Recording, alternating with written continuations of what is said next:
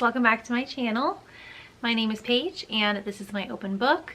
In today's video, we're going to be doing some underrated reads from some of the most popular romance authors. Obviously, these are just my opinions. I'm not saying that people think these books are bad. I just feel like these authors are known for other things besides the books that I'm going to talk about in this video.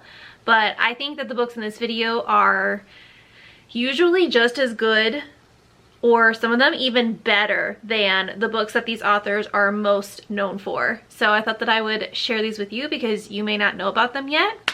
And then if you do, you can let me know down below whether you agree or disagree with my opinion. Okay, first up is Elle Kennedy. So she is most known for, it's like a college hockey romance series. You'll probably know her because of The Deal. That's the first book in that whole series. And those are really good. I did really enjoy those hockey romances. I mean, what's not to love with a hockey romance? Am I right? But I feel like no one ever talks about her earlier series. This is called the Out of Uniform series. I'll put the first book over here, Hot and Bothered. So this is a series that follows a group of Navy SEALs, which, yes please. This whole series, it involves friends who like to share. Sharing's caring. This has got brother's best friend. This has got hate to love. This is friends to lovers. This has one night stands. This has a poly romance. Yeah. There's a lot going on in these books. I love them. I think they're a good time. They are mostly smut, so keep that in mind. There isn't like too much plot in these books. It is mostly smut, but it is cool to like see the different personalities of everybody in this series. And I found it interesting to see like what life is like for someone that is in the Navy SEALs, because obviously like most books don't really use that as a topic. You might get a military romance here or there, but not specifically the Navy SEALs. So I like how there's kind of a unique touch to that. And yeah, I highly recommend this series. I enjoyed every single book. It's hard for me to even like think of one that I like more than the other. I believe either the first book and the second book, or just the first book. It's a series of novellas that she put into one book. That way like each person in the friend group gets a romance, but they may not all necessarily get their own book per se, but they at least all get a story. And then I believe the last 3 books in the series, I want to say, those are the ones that are like a full-length book. So there's a little bit of mix. If you like novellas, if you like novels, there's a mix of both in there, and I just love it. It's a good time. Next up, we gotta include my girl, Megan Quinn. She is the first author I ever read when I got back into reading as an adult. You guys know the series that got me into reading again is her Getting Lucky series, which that one I think is also like obviously more underrated than some of her other series. Like I know she's really known for her baseball series, and she's also really known for her newest series where it's like a not so meet cute, and I believe it's the Kane Brothers series. So I feel like those are her most popular books right now, but I never see anyone talk about her bromance series. Now, I'm gonna be honest, the first book in this series, I don't even remember. I tried looking at the synopsis for this video and I'm like, I don't remember anything about this book. So we're gonna skip over that one, but the other 2 books in this series are really interesting, and I still think about them like to this day, however many years that has been since I've read them. So the first one has an Irish male main character, which, come on. He's grumpy. It's kind of like a hate to love romance, which is always entertaining in my opinion. But my favorite one in this series is the third one, so that's what I'm going to be mainly focusing on in this video. So this is the Boss Man Bridegroom by Megan Quinn. And listen, the heroine in this book, she's hilarious, and I relate to her so well because she is, so she ends up being his assistant.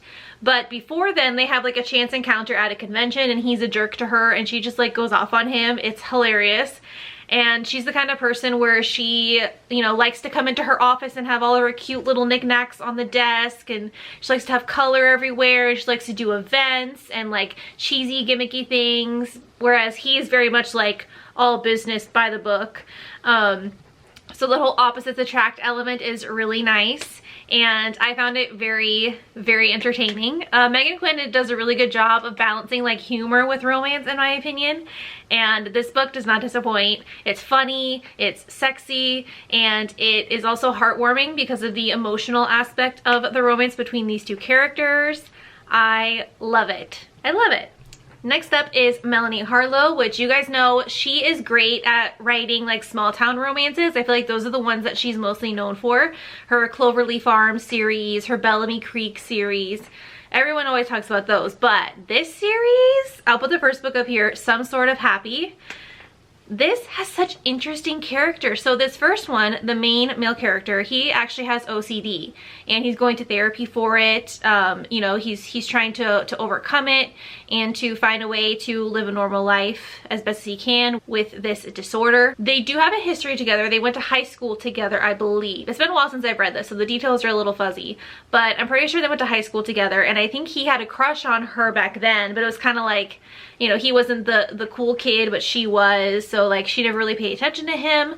But now she's coming back to the town they grew up in after all these years, and they end up coming across each other's paths again. And just like the way that she encourages and supports him, you know, because he feels very self-conscious about his OCD, but she, you know, kind of like brings him out of his shell, and it's just so sweet. And it's also like spicy, which, you know, gives a nice little twist in there.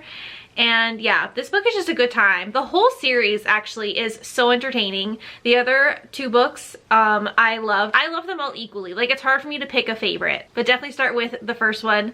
Trust me, you will love them. And they still give like kind of small town vibes, but that's not really the main focus. I would say the main focus, like, these are more character driven, and I love that. Okay, next up we have Katie Robert. She is most known for her Greek Gods and Goddesses series that she has going on, which those are really good, so don't sleep on those. She also has like a Disney retelling series, and she's definitely more on like the spicy side, and this book definitely is in that same realm, but I feel like no one ever talks about this one. This is A Court of the Vampire Queen by Katie Robert. This is a chonker, okay? This book is 500 pages. Yeah. I read this in one sitting. Yes, 500 pages. It was a weekend. I didn't really have any plans. I started reading this book and I literally could not put it down. I finished it all in one sitting on my couch in one day. This is a reverse harem, so 3 guys, 1 girl. Vampires. Yes. Trust me, it's so good. The storyline is also really fascinating. It's not just about the smut, even though that helps, but this definitely has like really good pacing. But her father basically like uses her to fulfill some kind of like political deal that he's trying to do. So he basically like swears her life to this vampire. So she's going to be used for this vampire to feed off of. So she's obviously in a bad place because her father just sold her off to some random guy. She's like, what the hell is happening? Why am I here? She ends up meeting his 2 friends. That's where the 3 men come in, and they all kind of work together to not only get her out of this situation, but also to, you know, kind of like set the order back of how their society should be run. Mina may finally have the power to face down her father and take back the life and the crown that by all rights should be hers. Long live the queen. So good. So good. Okay, next is a book by A.L. Jackson, which, you know, my favorite author of all time. I already feel like all of her books are underrated just because I feel like everyone should obviously think that she's the best author of all time, just like me. No, I'm just kidding. But she's definitely most known for, I would say, her Redemption Hills series, which follows a motorcycle gang. She's known for her Rockstar series. She has 2 of them where they follow 2 different bands. But no one talks about this one, and the specific book I'm going to shout out is Hold On to Hope. This is actually the last book in the series, so if you want more of the backstory of the characters, you can read the first 2 books in this series. Basically, this romance is childhood friends to lovers, and the main female character is the daughter of the couple in the first book, and then the main male character is the son of the couple in the second book. So again, if you want more of their backstories, that's why you should read the first 2 books, because you can see how they are as kids, you know, growing up together, becoming friends when they're like 5 years old, I think, and seeing how their relationship develops over time. But in this book, oh my gosh, this is like my favorite. Ooh, it's hard for me to say that it's my favorite A.L. Jackson book, but this is just like my ultimate comfort read when I want something nostalgic. This is definitely one of my go-tos. So this is years later. They had some kind of falling out back when they were in high school. You don't really know all the details of what happened, but the main male character, he leaves town. And the female is obviously heartbroken. She has to try and get over him. And then he shows up years later after all this time, and he shows up with a surprise. And basically it's just them trying to rekindle their friendship in a way. And then obviously, you know, feelings can develop after that. I just loved the angst in this book. I love how they have history together, and I love how there's flashbacks to when they were kids. I love when stories have a dual timeline. That's like one of my favorite aspects of a book like this. And another interesting thing is this male main character, he's deaf and he has a heart defect. Again, you get more of that in the second book of the series when he's a kid. I don't know, there's just something about a couple that has to communicate through like sign language or through touch or nonverbal communication, because they can't rely on speaking. He can read lips, so they can still communicate that way a little bit, but I love how it's almost like a secret language that they get between themselves, and I love it. I love it. You have to read this book. If you don't read anything else from this video, read this one, please. Next up, we have Miss Lucy Score. The book I'm going to be shouting out is Forever Never. Everyone is talking about Things We Never Got Over right now. I feel like that whole series people are obsessed with, including myself. I loved that book. You guys know I gave it 5 stars. But I actually read this book before I read Things We Never Got Over. And the reason why is because I wanted to see if I would even like this author before I got into the other series. So I liked that this book was a standalone, and I think it was on Kindle Unlimited at the time. So I decided, you know what, let's just read this. It's free. Let me see if I'm going to like this author before I jump into Things We Never Got Over and that whole series. And I clearly liked it. I did think it was a little long. I will say that. I will say that. I feel like the pacing in Things We Never Got Over, in my opinion, was better than this book. However, I don't see anyone talking about this book, and it was so good. Again, you're gonna see why I like this one. They have history together. I think it's like his brother, I think, dated her in high school or something like that. But now in current times, he is a police officer and her mom is the chief of police. So it's like boss's daughter, brother's ex-girlfriend, and then I think her best friend also dated him. So there's like all kinds of things going on. It's a small town romance, clearly. That's why everyone overlaps so much, because it's a very small town. There's not that many people in the town. And this is definitely a grumpy sunshine, and there is a suspenseful element to it because she is coming back to town for some reason that you don't know, and she doesn't want anyone to know why she's back in town. But there's definitely something like that has her scared. He notices that like she won't sleep with the light off. She doesn't really want to be alone. So obviously something bad happened to her where she moved to after all these years, but she won't open up about it. And he is so protective of her, and we love a protective alpha hero. I mean, what's not to love? Seeing their relationship kind of like rekindle and them get over all of the stuff that happened in their past, and it's just great. I loved this story so much. Next up is Tessa Bailey, and she has so many popular books. Like, I think she's one of like the most popular romance authors of all time, but especially right now. People are always talking about all of her books.